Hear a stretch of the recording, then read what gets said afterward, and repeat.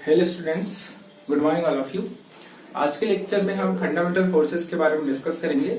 There are 4 types of fundamental forces in nature. Fundamental forces means the force which is exist naturally, मतलब ऐसे force जो naturally exist करते हैं। तो there are 4 types of fundamental forces.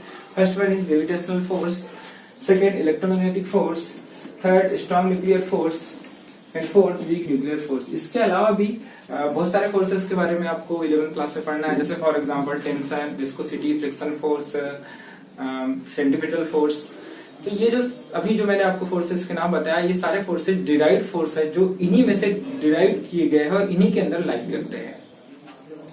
तो आज हम जो फंडामेंटल फोर्सेस है इनके बारे में डिस्कस करेंगे और ये देखेंगे कि कौन सा फोर्स स्ट्रॉन्गेस्ट है, कौन सा फोर्स वीकेस्ट है और कौन सा फोर्स किस फोर्स का क्या नेचर है, रेंज क्या है फोर्सेस की। ये सारी चीजें हम आज देखेंगे। तो सबसे पहले स्टार्ट करते हैं ग्रेविटेशनल फोर्स। तो ग्रेविटेशनल फोर्स को यदि हम डिफाइन करें तो हमें बोल सकते हैं the force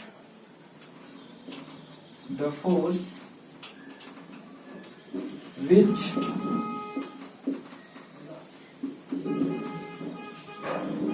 acts between any two object in the universe is called gravitational force. That means ऐसा फोर्स जो कि किसी भी दो ऑब्जेक्ट में, इस यूनिवर्स के किसी भी दो ऑब्जेक्ट में जो फोर्स लगता है उसे ग्रेविटेशनल फोर्स कहते हैं।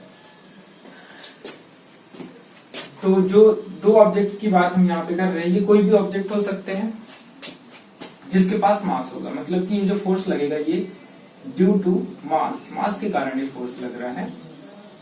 और इस फोर्स के बारे में न्यूटन सर ने बताए थे, या आप लोगों ने इस फोर्सेस के बारे में पढ़े होंगे। तो ज्यादा हम फार्मूले वगैरह में नहीं जाएंगे क्योंकि आपको 11th क्लास में ग्रेविटेशनल फोर्स एक अलग ही चैप्टर है ग्रेविटेशनल फोर्स नाम का। इसके बाद हम देख लेते हैं कि इसका नेचर कैसा होगा। नेचर मीन्स कि ये अट्रैक्टिव नेचर का है कि रिपल्सिव नेचर का है। कोई भी फोर्सेस में दो नेचर हो सकते हैं, या तो अट्रैक्शन का नेचर या तो रिपल्सन का नेचर। इसमें जो ग्रेविटेशनल फोर्स है इसका नेचर होता है attractive, always attractive in nature. इसके बाद हम देखते हैं रेंज मीन्स कि कितने दूर तक फोर्स अप्लाई होगा। तो इसकी जो रेंज है लॉन्ग रेंज फोर्स होता है, मतलब इनफाइनाइट तक इसकी रेंज होती है। इसके बाद स्ट्रेंथ की यदि हम बात करें, इसकी जो स्ट्रेंथ होती है ये वीकेस्ट फोर्स होता है। वीकेस्ट फोर्स मीन्स सारे फोर्सेस के कंपैरिजन में electromagnetic force, strong nuclear force, weak nuclear force, इन तीनों फोर्सेस के कंपैरिजन में सबसे वीकेस्ट फोर्स होता है, सबसे वीक फोर्स होता है ग्रेविटेशनल फोर्स। यदि हम मीडियम की बात करें तो यदि कोई भी दो ऑब्जेक्ट है उनके बीच में कोई भी मीडियम रखा हो, ग्रेविटेशनल फोर्स वहां पर अप्लाई होगा। तो हम यहाँ पे लिख सकते हैं नो मीडियम रिक्वायर्ड। मतलब मीडियम हो या ना हो, इस फोर्स को अप्लाई होने के लिए मीडियम की जरूरत नहीं पड़ती। मतलब मीडियम रहे चाहे ना रहे, ग्रेविटेशनल फोर्स अप्लाई होता है। इसके बाद हम देखेंगे इलेक्ट्रोमैग्नेटिक फोर्स। यदि इलेक्ट्रोमैग्नेटिक फोर्स हम डिफाइन करें तो हम बोलते हैं the force which acts between two charges। यहाँ पे चार्ज की बात कर रहे हैं।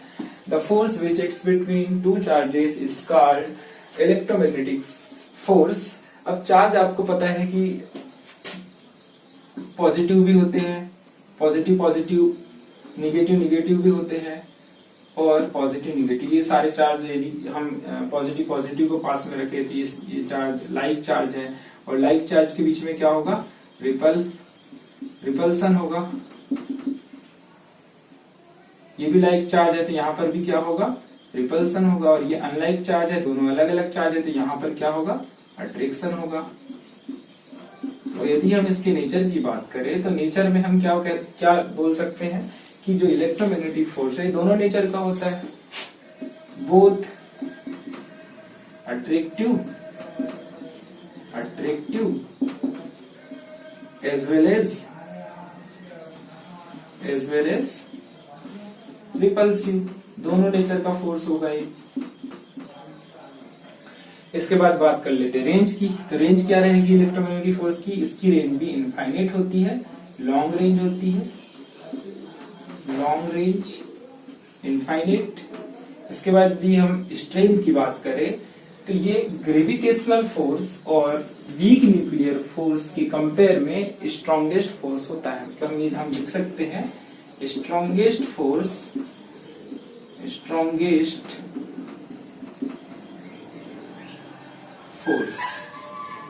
या stronger force compare to gravitational force and weak nuclear force. Medium की बात करें तो there are no medium required for this force. इस फोर्स को अप्लाई होने के लिए किसी भी मीडियम की आवश्यकता नहीं होती, मीडियम रहे या ना रहे ये फोर्स अप्लाई होता है। इसके बाद नेक्स्ट फोर्स है स्ट्रॉन्ग न्यूक्लियर फोर्स। यदि हम इसे डिफाइन करें तो हम बोलते हैं the force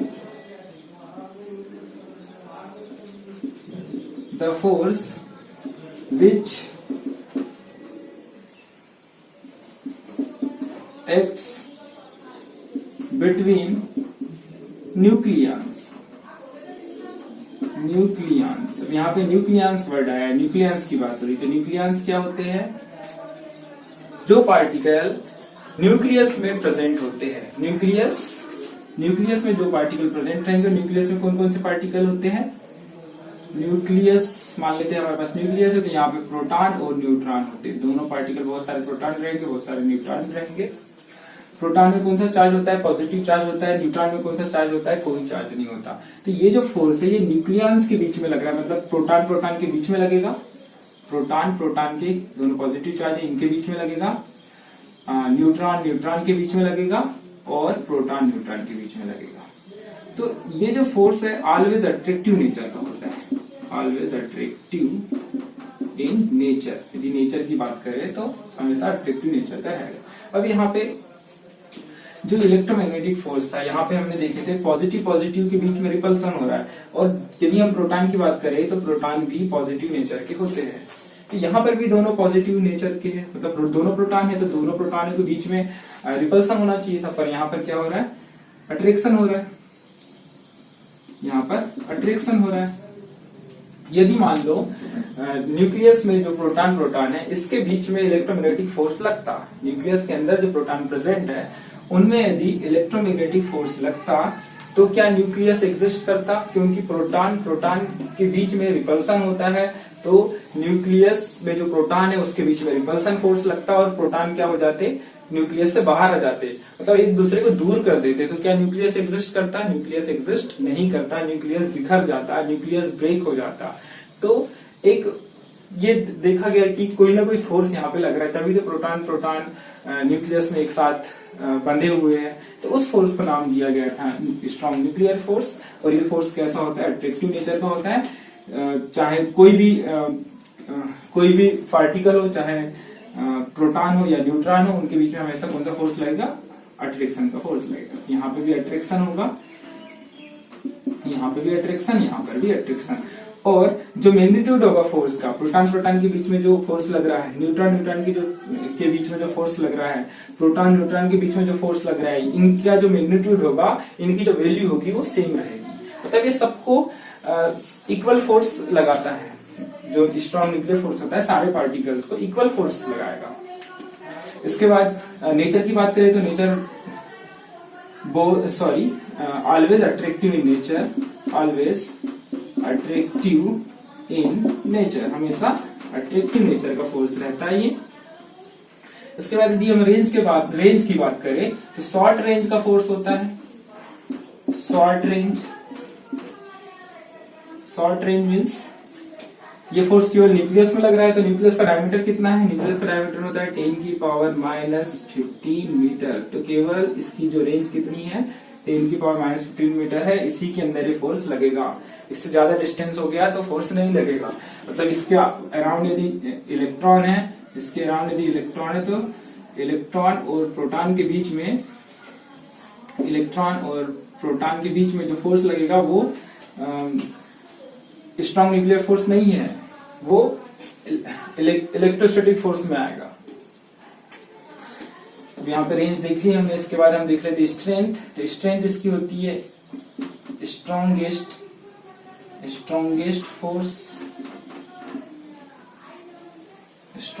force compare to all other forces. Strongest force compare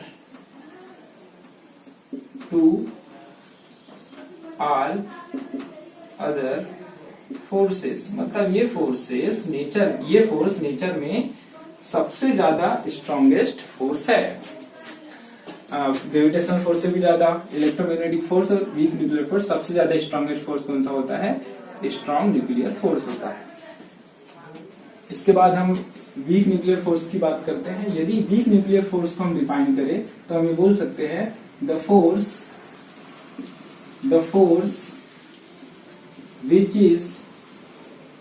which is responsible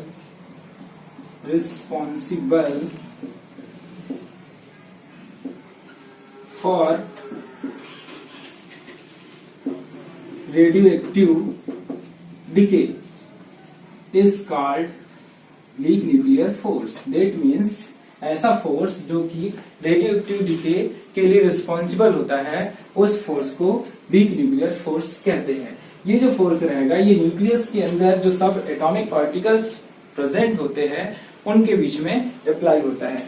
जब न्यूट्रॉन प्रोटॉन में कन्वर्ट होता है उस टाइम दो सब एटॉमिक पार्टिकल यहां से इमिट होते हैं, जिसमें से एक इलेक्ट्रॉन रहेगा एंड अदर जो पार्टिकल रहेगा ये एंटी न्यूट्रिनो होता है, जिसका सिंबल होता है V।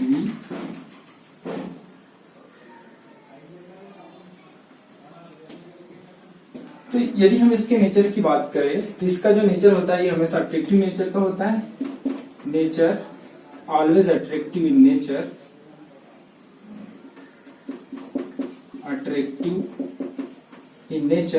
रेंज की बात करें तो शॉर्ट रेंज का फोर्स होता है। शॉर्ट रेंज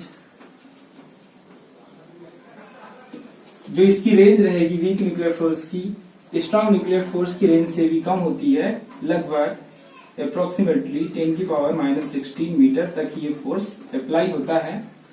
इसके बाद यदि हम वीक न्यूक्लियर फोर्स की स्ट्रेंथ की बात करें तो इसकी स्ट्रेंथ वीक होती है। ये force electromagnetic force and strong nuclear force के कंपेयर में वीक रहेगा। Weak force compare to electromagnetic force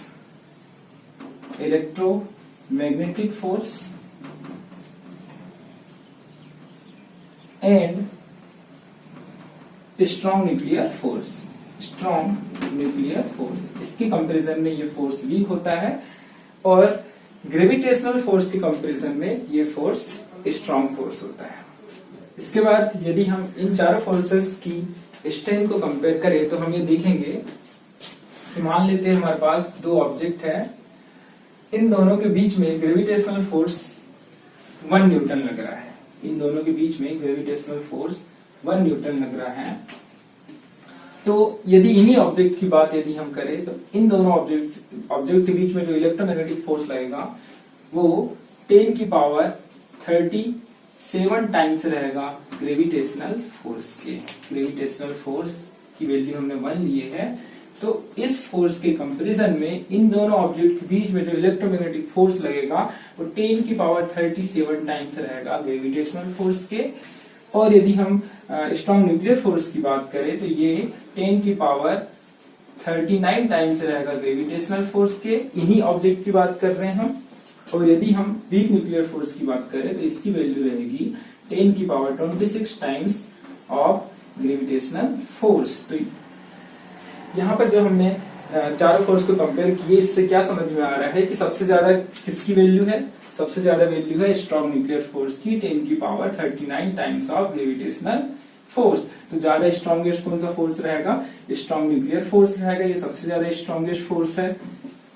first number इसको फर्स्ट नंबर में हम रखेंगे। इसके बाद जो फोर्स रहेगा इलेक्ट्रोमैग्नेटिक फोर्स रहेगा, ये सेकंड नंबर का फोर्स है, सेकंड नंबर का स्ट्रॉन्गेस्ट फोर्स है। और इसके बाद थर्ड नंबर का स्ट्रॉन्गेस्ट फोर्स है वीक न्यूक्लियर फोर्स। और जो लास्ट है ग्रेविटेशनल फोर्स, ये फोर्थ नंबर का स्ट्रॉन्गेस्ट फोर्स है। मतलब सबसे वीकेस्ट फोर्स रहेगा ग्रेविटेशनल फोर्स।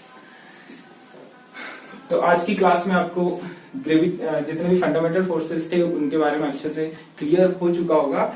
इसके बाद की क्लास में हम इसी चैप्टर से रिलेटेड यदि कोई टॉपिक छूट गया है तो उसके बारे में पढ़ेंगे। वैसे तो ये चैप्टर लगभग कंप्लीट हो चुका है। मेन पॉइंट हमने सारे स्टडी कर लिए हैं।